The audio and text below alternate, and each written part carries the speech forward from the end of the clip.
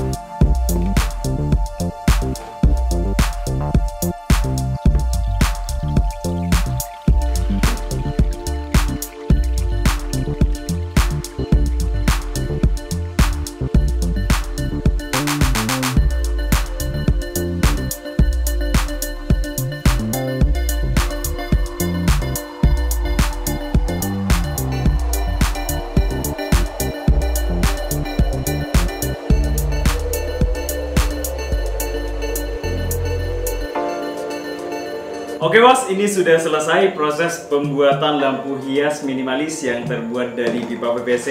Ini merupakan ide atau inspirasi bisnis yang cukup menjanjikan karena hanya bermodalkan sedikit pipa PVC dan dipadukan dengan plastik fiber di bagian dalamnya sebagai pengganti kaca. dan menjadi lampu hias yang sangat keren dan juga sangat minimalis, bos. Untuk warna cat yang saya gunakan pada kali ini seperti biasa, saya menggunakan cat warna hitam doff. Misalnya kalian mau menggunakan cat warna lain, itu sesuaikan dengan selera atau kebutuhan kalian, bos. Dan untuk warna lampu yang saya gunakan pada kali ini, saya menggunakan warna lampu kuning. Misalnya kalian mau menggunakan warna lain, itu juga sesuaikan dengan selera kalian, bosku. Oke, semoga bermanfaat video pada kali ini. Bagi kalian yang menyukai video pada kali ini, jangan lupa di like dan juga di subscribe. Dan jangan lupa share video ini ke teman-temannya, bos, agar kita saling memberi manfaat pada orang lain. Dan seperti biasa, saya selalu berharap kepada kalian, jangan pernah berhenti untuk berkarya dan berkreasi. Salam